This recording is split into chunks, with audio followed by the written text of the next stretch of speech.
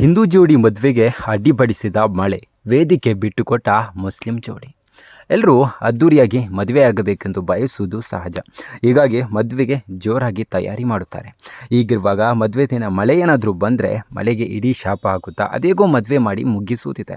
ಆದರೆ ಹಿಂದೂ ಜೋಡಿಯ ಮದುವೆಗೆ ಮಳೆಯು ಅಡ್ಡಿಪಡಿಸಿದೆ. ಕೊನೆಗೆ ಆರತಕ್ಷತೆ ಕಾರ್ಯಕ್ರಮ ಆಯೋಜಿಸಿದ್ದ ಮುಸ್ಲಿಂ ಜೋಡಿಯು ಮದುವೆ ಶಾಸ್ತ್ರಗಳನ್ನು ಮಾಡಲು ಹಿಂದೂ ಜೋಡಿಗೆ ಮದುವೆ ಮಂಟಪವನ್ನೇ ಬಿಟ್ಟುಕೊಟ್ಟಿದೆ. ಹಾಗಾದರೆ ಈ ಅಪರೂಪದ ಘಟನೆ ನಡೆದಿರುವುದೆಲ್ಲಿ? ಈ ಕುರಿತಾದ ಸಂಪೂರ್ಣ ಮಾಹಿತಿ ಇಲ್ಲಿದೆ. ನಾವೆಲ್ಲರೂ ಮಾತಿಗೆ ಈ ಕಾಲದಲ್ಲಿ ಮಾನವೀಯತೆ, ಸಾಮರಸ್ಯ, ಸೌಹಾರ್ದತೆ ಕಾಣಲು ಸಿಗುವುದಿಲ್ಲ ಎನ್ನುತ್ತೇವೆ. ಆದರೆ ನಮ್ಮ ಸುತ್ತಮುತ್ತಲಿನಲ್ಲೇ ಒಬ್ಬರ ಕಷ್ಟಕ್ಕೆ ಮಿಡಿಯುವ ಸೌಹಾರ್ದತೆ ಸಾರುವ ಘಟನೆಗಳು ನಡೆಯುತ್ತಿದೆ. ಇದೀಗ ಒಂದೇ ವೇದಿಕೆಯಲ್ಲಿ ಮುಸ್ಲಿಂ ಹಾಗೂ ಹಿಂದೂ ಜೋಡಿಗಳು ಹೊಸ ಜೀವನಕ್ಕೆ ಕಾಲಿಟ್ಟಿದ್ದು, ಇದಕ್ಕೆ ಸಂಬಂಧ ಫೋಟೋಗಳು ಸೋಷಿಯಲ್ ಮೀಡಿಯಾದಲ್ಲಿ ಸಿಕ್ಕಾಪಟ್ಟೆ ವೈರಲ್ ಆಗ್ತಿದೆ. ಜೋರಾಗಿ ಸುರಿದ ಮಳೆಯಿಂದಾಗಿ ಒಂದೇ ಮದುವೆ ಮಂಟಪದಲ್ಲಿ ಹಿಂದೂ ಹಾಗೂ ಮುಸ್ಲಿಂ ಜೋಡಿಗಳ ಅಪರೂಪದ ಮದುವೆ ಎಂದು ಪುಣೆಯಲ್ಲಿ ನಡೆದಿದೆ. ಪುಣೆಯ ವನವಾಡಿಯ ರಾಜ್ಯ ಮೀಸಲು ಪೊಲೀಸ್ ಪಡೆ ಮೈದಾನದ ಬಳಿಯ ಅಲಂಕಾರನ್ ಲಾನ್ಸ್ನಲ್ಲಿ ಸಂಸ್ಕೃತಿ ಕಾವಾಡೆ ಮತ್ತು ನರೇಂದ್ರ ಗಾಲಂಡೆ ಹಿಂದೂ ಜೋಡಿಯ ಮದುವೆಯು ಮಂಗಳವಾರ ಸಂಜೆ 6:56ಕ್ಕೆ ನಡೆಯಬೇಕಿತ್ತು.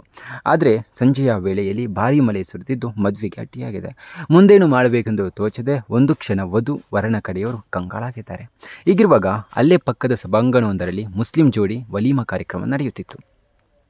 ಈ ವೇಳೆಯಲ್ಲಿ ಅವರ ಬಳಿ ಹಿಂದೂ ವಿವಾಹ ಶಾಸ್ತ್ರಕ್ಕೆ ಒಳಾಂಗಣದಲ್ಲಿ ಮಾಡಲು ಅನುಮತಿ ಕೋರಿದ್ದು, ಅದಕ್ಕೆ ಅವರು ಕೂಡ ಖುಷಿಯಿಂದಲೇ ಸಮ್ಮತಿ ಸೂಚಿಸಿದ್ದಾರೆ. ಅಷ್ಟೇ ಅಲ್ಲದೆ 1 ಗಂಟೆಗೂ ಹೆಚ್ಚು ಕಾಲ ವೇದಿಕೆಯನ್ನು ಹಿಂದೂ ಜೋಡಿಯ ವಿವಾಹಕ್ಕೆ ಬಿಟ್ಟುಕೊಟ್ಟಿದ್ದಾರೆ. ಈ ಮೂಲಕ ಒಂದೇ ವೇದಿಕೆಯಲ್ಲಿ ಹಿಂದೂ ಮುಸ್ಲಿಂ ಜೋಡಿಗಳು ಹೊಸ ಜೀವನಕ್ಕೆ ಕಾಲಿಟ್ಟಿದ್ದಾರೆ. ಇಂಡಿಯಾ ಟುಡೆಗೆ ಪ್ರತಿಕ್ರಿಯಿಸಿದ ವಧುವಿನ ಸಂಬಂಧಿ ಶಾಂತಾರಾಮ್ ಕಾವಾಡೆ, ಮುಸ್ಲಿಂ ಸಮುದಾಯವು ನಮಗೆ ಸಭಾಂಗಣ ಬಿಟ್ಟುಕೊಡುವ ಮೂಲಕ ವಿವಾಹ ಸಮಾರಂಭವು ಸುಗಮವಾಗಿ ನಡೆಯಲು ಅವಕಾಶ ಮಾಡಿಕೊಟ್ಟಿತು. ಸಂಪ್ರದಾಯಬದ್ಧವಾಗಿ ಮದುವೆಯೂ ನಡೆಯಿತು. ಕೊನೆಯಲ್ಲಿ ಎರಡೂ ಕುಟುಂಬಗಳ ಸದಸ್ಯರು ಒಟ್ಟಿಗೆ ಊಟ ಮಾಡಿದೆವು ಎಂದಿದ್ದಾರೆ.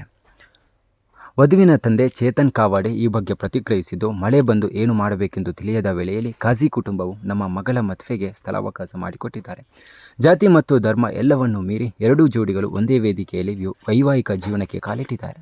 ಇದು ಸಾಮರಸ್ಯದ ಸುಂದರ ಕ್ಷಣ. ಇದನ್ನು ಭಾರತದಲ್ಲಿ ಮಾತ್ರ ಕಾಣಲು ಸಾಧ್ಯ ಎಂದು ಎಂದಿದ್ದಾರೆ.